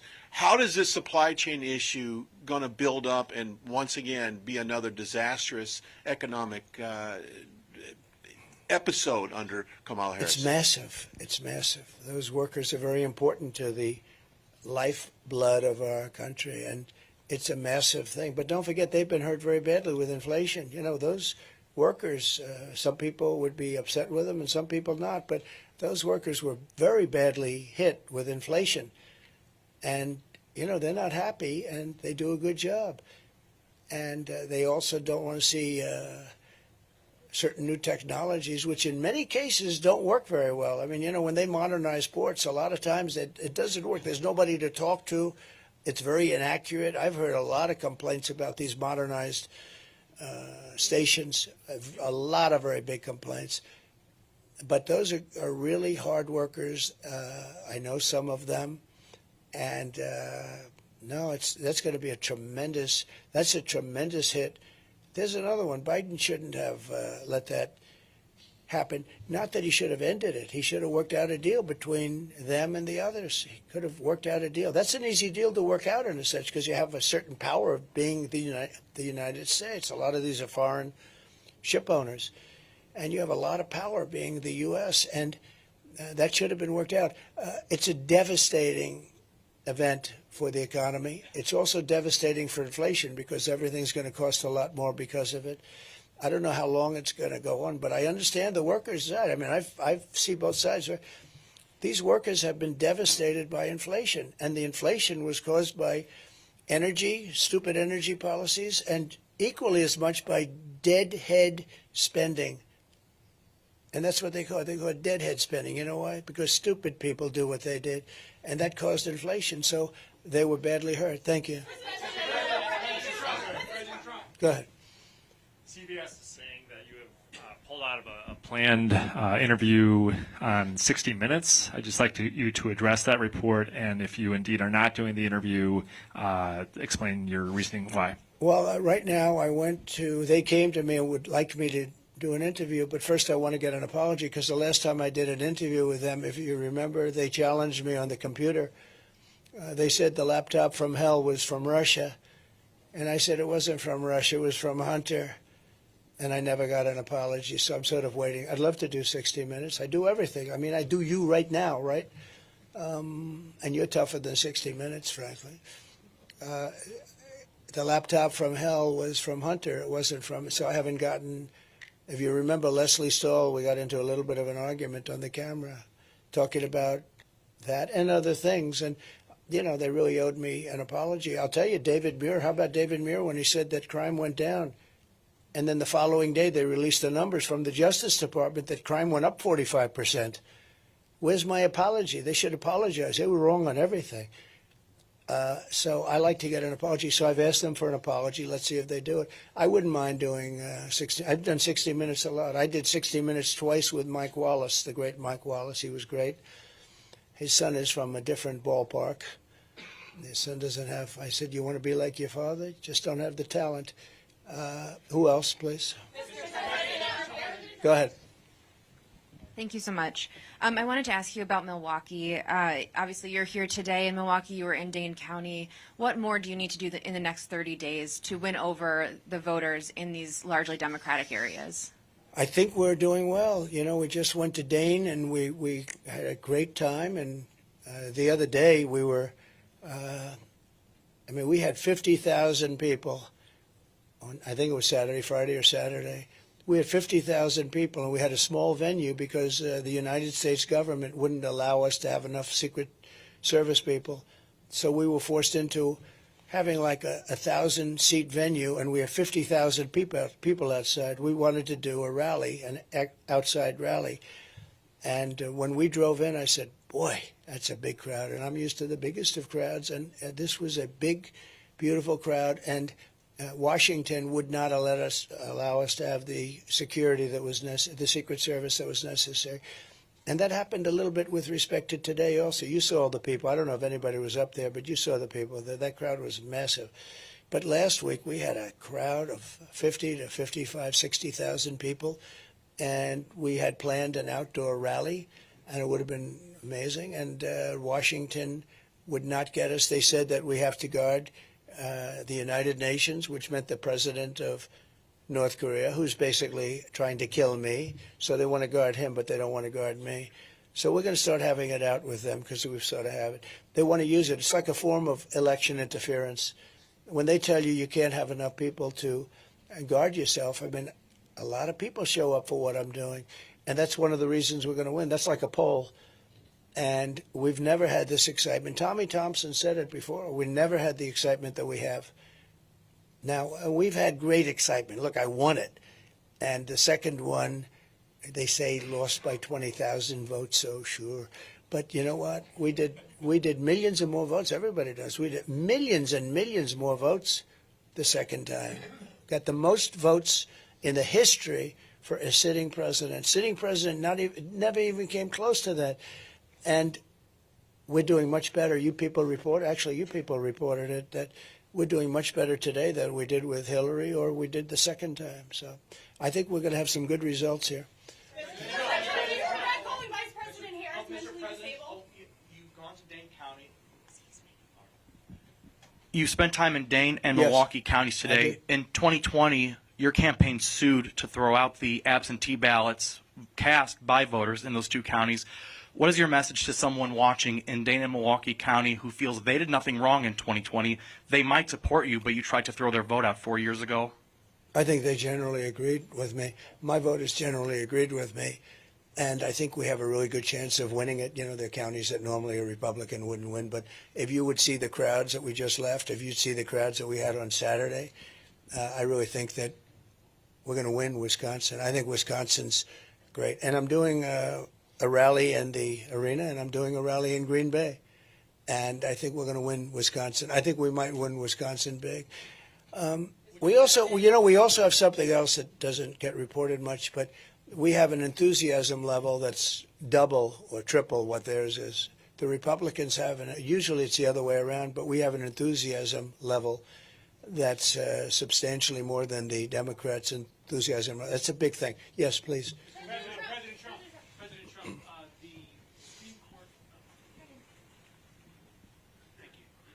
the Supreme Court term begins next week. Yeah. If you were to get another Supreme Court pick, what positions must a judge hold for you to consider them? Honesty, integrity. We want people that are honest. We want great integrity, and we want genius. You know, Supreme Court, you have to be very smart. And we don't want to have people that are not brilliant people. And I know many of the justices, and for the most part, I think they're very brilliant people. You want brilliant people, but you want great integrity, honesty, and, you know, that's, I don't think it should necessarily be along party lines. It usually tends to be that way, but I don't think it's necessary. I think the main thing is they have to be really respected people. They have to be respected. You have to respect our Supreme Court. I think they get treated very unfairly. You know, you have people that go around trying to play the ref with them, and I know these people, and they're really they're scum. They're bad people, and they'll go after not only Supreme Court justices but regular judges, and they'll hit them about, oh, they're not good, they're not smart, they're not. And actually, they're very smart. They're a lot smarter than the people doing the calling out. But they're trying to be Bobby Knight, you know, the great basketball coach who was constantly playing the ref, screaming, screaming, screaming. And he said, maybe I won't win this call, but I'll win the next one. And he was often right. He was a big supporter of mine from Indiana. He was a big supporter of mine, and he was a great coach, but he played the ref. They play the ref by insulting. I don't even know, is it legal to do what they do? I mean, they're so outrageous. But a lot of the judges don't stand for it, and the ones that really are respected don't stand for it. They do what's right. Are there certain issues that you would like to see the court take up? No, they have to take up whatever they want to take up. I have no preference. There's certain issues I'd love to see taken up, but they have to do what they have to do. They have that, I'm sure, very well under control. I think the Supreme Court has really made some very brave decisions over the last year, And I think I'm looking at their approval numbers, and they have approval numbers for everything, but I'm looking at their approval numbers go up and up and up. Yeah, please, go ahead, right there. Julie Johnson, Fox News Digital. I'm curious, what advice did you give J.D. Vance ahead of his debate tonight? Have fun. I said, JD, have fun. That's true. JD, that's right. We have a big deal going on, and I said, JD, have a lot of fun. He's a smart guy. He's been amazing. He's been a real warrior. Top student at Yale. He was a very brilliant guy in so many different ways. And, he's a very hard worker. He goes around and he's not afraid of the media. He'd stand here and he'd answer all of your questions. I have a lot of people that wouldn't do that. They don't like doing that. They get shouted at, and they don't like being shouted at. But JD is very much a warrior. Very much a warrior. Thank you very much. On oil prices, Mr. President, on oil prices, thank you. Iris with NTD here. The crude oil prices rose by over 2% today after the latest Iranian attacks on Israel. Are you concerned about major oil supply disruptions affecting the U.S.? And do you think Americans are prepared for that? And also, secondly, on China, you mentioned China. Do you think China might be trying to seize this moment, to take advantage of this moment, try to plan an attack on Taiwan and Indo-Pacific theater? Thank you so much. Well, you never know with President Xi. I had a great relationship, as you know, with President Xi. He's a very smart guy. So I don't want to read his mind, but he's very smart, and he has a way of doing things that's very good for China. And he's at the top of his game. Our people are not at the top of their game, so you never really know. I think that China is going to be a very interesting subject over the next couple of years. China's having a lot of problems right now. The economy is having some big problems. They just issued very big stimulus, but it's someplace, and he's a very, people get upset when I say it, but he's a very fierce person. He really is. He's a fierce warrior. He's a fierce challenger. But I had a very good relationship with him. Okay, a couple of more. Go ahead, please. Go ahead, behind you. Thank you. You've said two can play at that game when talking about the Department of Justice. How would you use the DOJ if you're reelected? Well, I think it's terrible what they've done. They've weaponized government to an extent that's nobody's ever seen before. It's done in third world countries, banana republics. But, like as an example, they said, the documents case. Well, he was guilty. They basically said he's guilty, but he's incompetent. He's allowed to be president, but he's not allowed to go to court. It was a strange ruling. But I was exonerated from my case. That was a big case, as you know. Down in Florida, we had I don't know the judge, but a brilliant judge, totally brilliant judge. And I was exonerated and fully exonerated. And I can only say this, that, when I stand here and I watch the questions being asked by people that are somewhat hostile, many people that are fair. You have a lot of different talents in this room. I was just thinking to myself, all I want to see is fairness. Our country needs you so badly. The media, you're like the policemen and women of the world. You're so important. You keep politicians honest. You keep politicians from doing really bad things. It's so important. And it's so important that the media be fair and really improve, because I watch how unfair it is and how one-sided it is.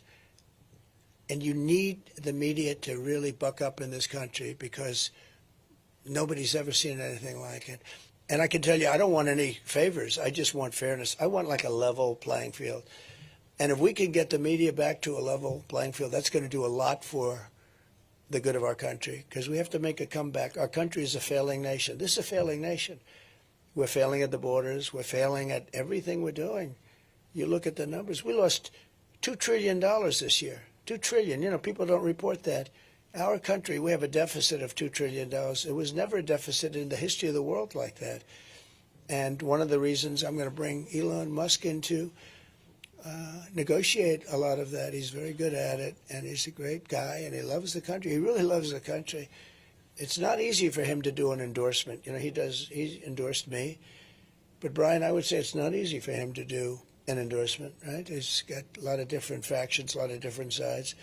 But he wants to save the country. And I tell you the airplane story. I could tell you 20 other stories just like it.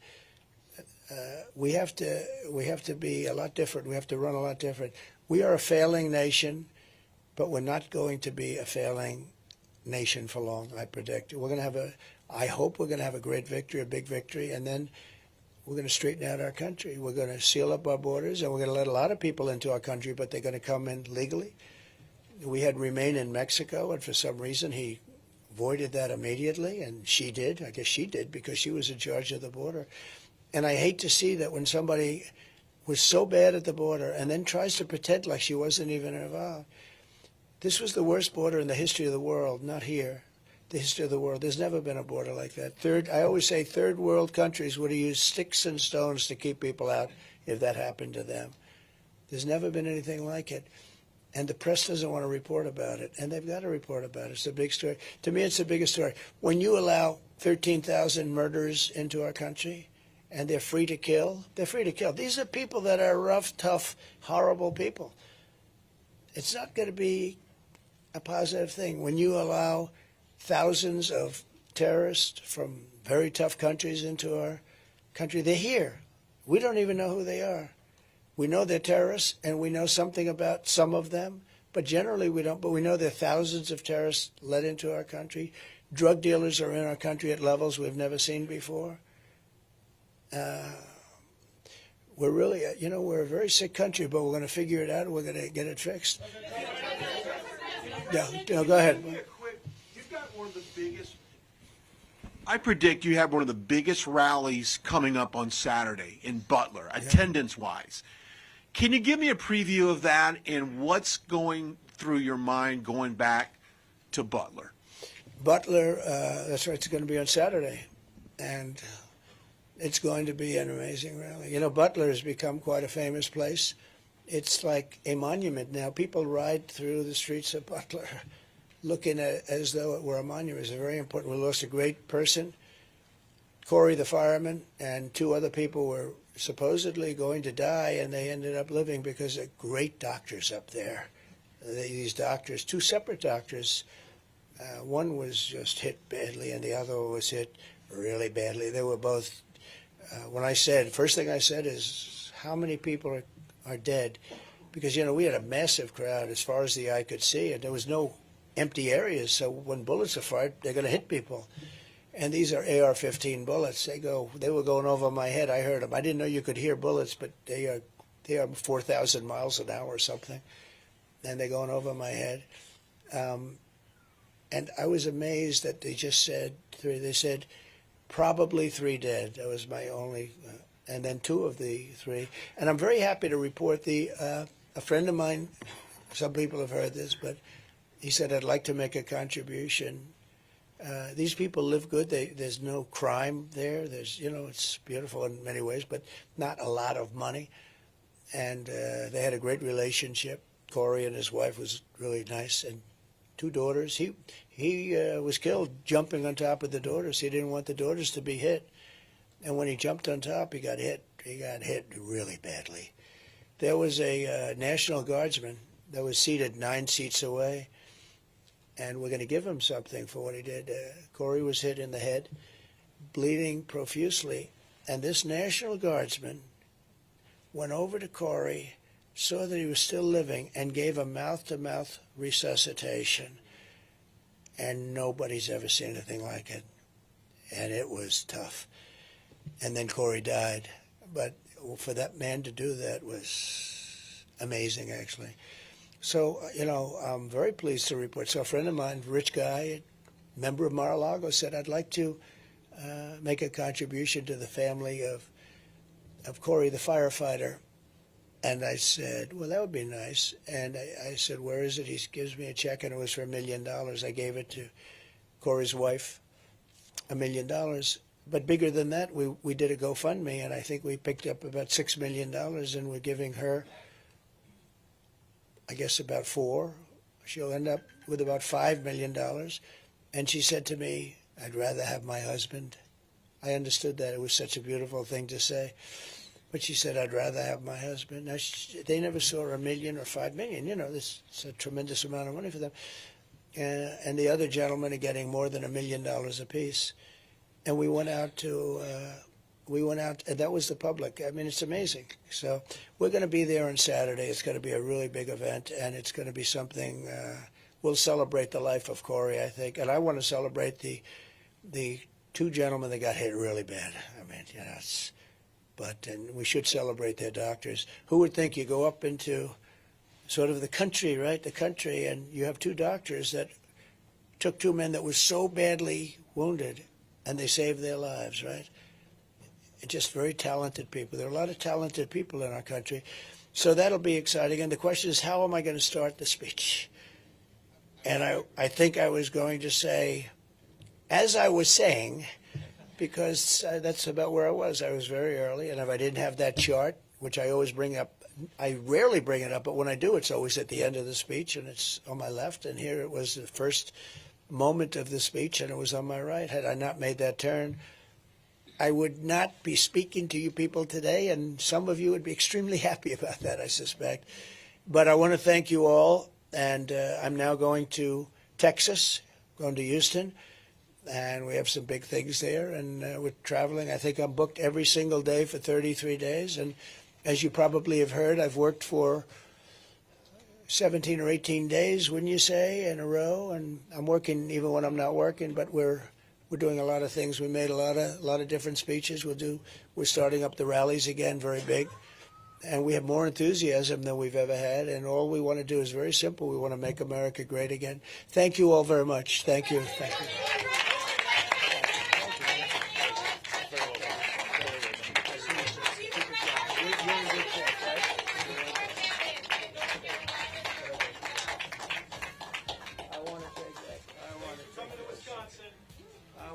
I'm not forgetting this year. Thank you. Thank you, guys. Okay, let me say goodbye now. Fantastic job done. Come on. So beautiful. A selfie? She can have a selfie. She wants a selfie. You better believe it, right? Supposing I said no, that wouldn't be good, right? You cannot have. Okay.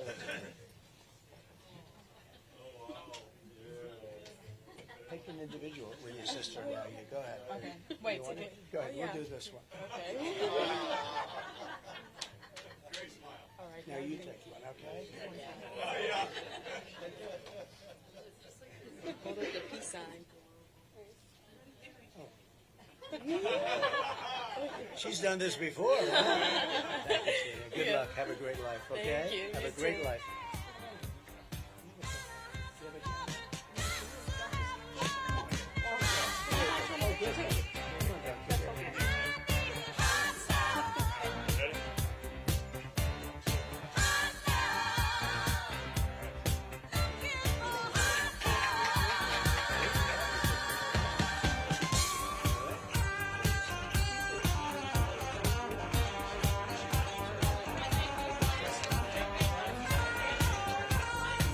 I will.